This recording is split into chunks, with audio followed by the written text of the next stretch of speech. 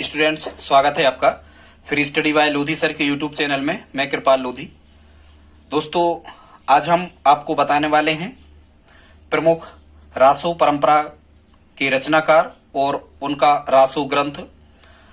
दोस्तों, आप किसी भी प्रकार के कॉम्पिटिटिव एग्जाम की तैयारी कर रहे हैं, चाहे वो स्टेट लेवल का हो, चाहे वो सेंट्रल लेवल का हो, यहाँ जीके से रिलेटिव या हम कहें कि इतिहास से रिलेटिव यहाँ से रचनाओं में जब कभी एक प्रश्न पूछा ही जाता है, हमने पेपर में देखा है, एक प्रश्न यहाँ से पूछा जाता है। यदि आप हमारे चैनल पर पहली बार विजिट कर रहे हो तो प्लीज़ हमारे चैनल को सब्सक्राइब कर लें, साथ में बेल आइकन पर भी क्लिक कर दें। साथ में यदि आपको पसंद आए तो दोस्तों के साथ शेयर भी आप करें।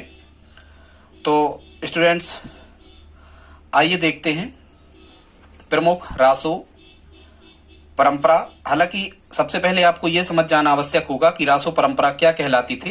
तो स्टूडेंट्स, जो रासो परंपरा थी, इसका मतलब यह होता था कि जो रचनाकार या कवि या साहित्यकार जो राजाओं के संरक्षण में, राजघरानों में रहते थे और मुख्यतः वह रानी के सौंदर्य का बखान करते थे, और जो राजा महाराजा होते थे, जिस राजा के अधीन वो रह रहे होते थे, उनके राजकवि वगैरह होते थे, उन राजाओं के शौर्य पराक्रम का वर्णन इन रासो परंपराओं में देखने को मिलता है।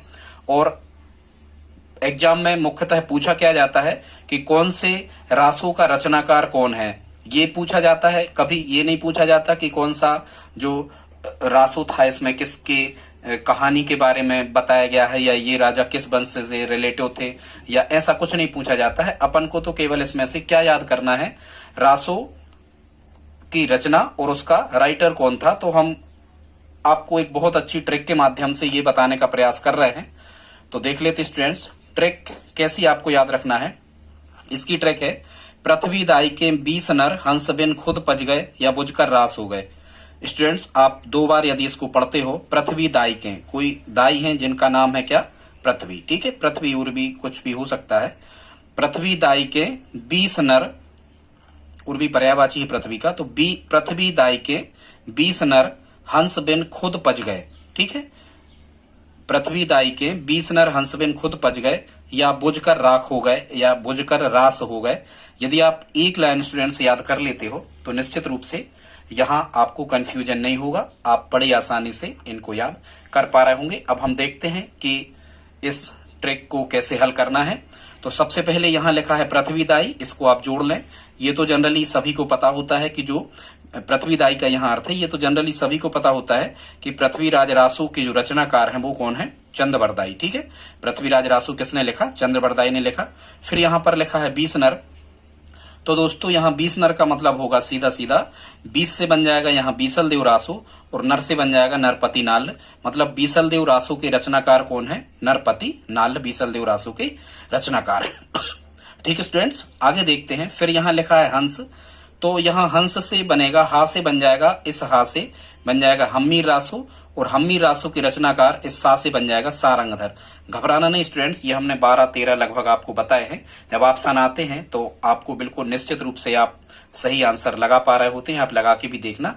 तो हंस से क्या बनेगा, हम्मीर रासो, और सा से बनेगा हम्मीर रासो के कौन है, सारंगधर है। वैसे मीराबाई जो थी, मीर मतलब मीराबाई, वो सारंगी बजाती रहती थी, ऐसे करके भी आप याद रख सकते हो। फिर यहाँ लिखा है स्टूडेंट्स बिन, तो बिन से क्या बनेगा, 4 नंबर पे यहाँ लिखा है बिन। बिन के बी से बनेगा स्टूडेंट्स यहाँ विजयपाल रासो, और ना से बनेगा नल्ल सिंह। मतलब विजयपाल रासो के रचनाकार कौन हो गए, नल्ल सिंह हो गए, ठीक है।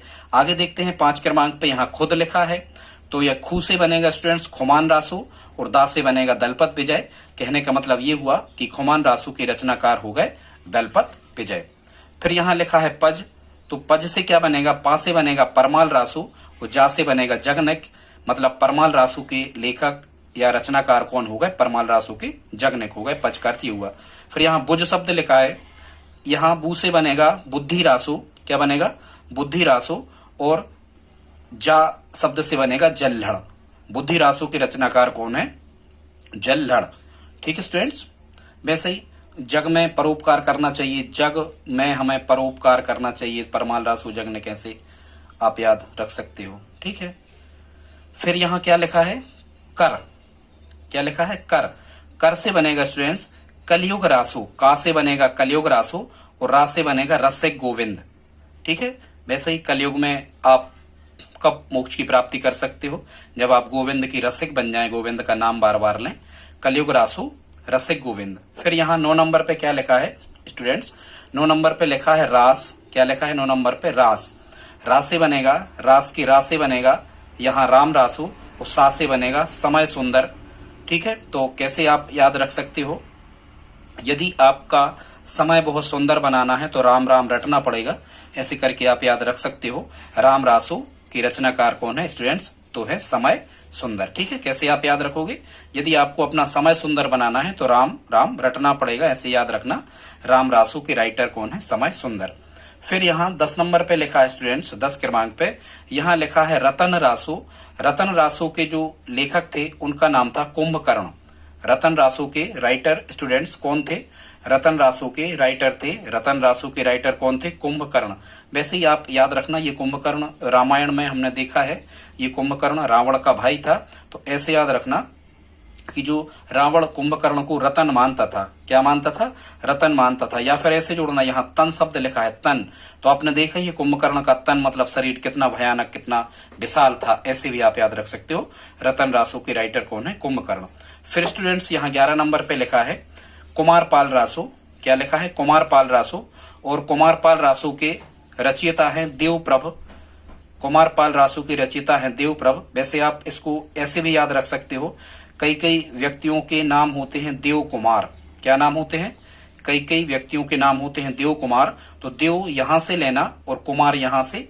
तो जब भी आपको इस प्रकार का ऑप्शन आए कुमारपाल रासु, तो आप ध्यान रखना है देव कुमार। ठीक है, देव कुमार। तो कुमारपाल रासु के रचनाकार कौन हो गए? देवप्रभ हो गए। फिर स्टूडेंट्स यहाँ 12 नंबर पे अंतिम में लिखा है राणा रासु। और राणा रासु के रचनाकार हैं दयाराम। राणा रासु के रचनाकार कौन है? दयाराम।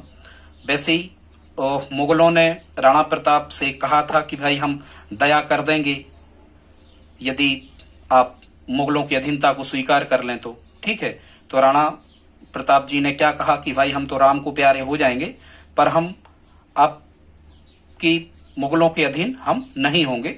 ऐसे आप याद रख सकते हो। राणा रासु के रचनाकार कौन है? दयाराम। तो ठीक है स्टूडेंट्स, आज इतना ही। आज का वीडियो यदि आपको अच्छा लगा हो तो प्लीज हमारे चैनल को सब्सक्राइब कर लें। साथ में स्टूडेंट्स आप हमारी कुछ हेल्प करें, आप जो स्टडी ग्रुप है इनमें भी हमारे इन वीडियो को शेयर करें। हम मैथ्स भी, रीजनिंग भी, साइंस भी और जीके भी आपके लिए रोज नए नए टॉपिक लाते रहते हैं। सीरीज वाइज हमने मैथ्स और रीजनिंग का भी प्रारंभ किया है, जो आपको एमपी पुलिस, एसएससी जीडी और रेलवे वगैरह एग्जाम में उपयोगी सिद्ध होने वाला है। ठीक है दोस्तों, तो मिलते हैं अगली वीडियो में। तब तक के लिए जय हिंद, जय भारत।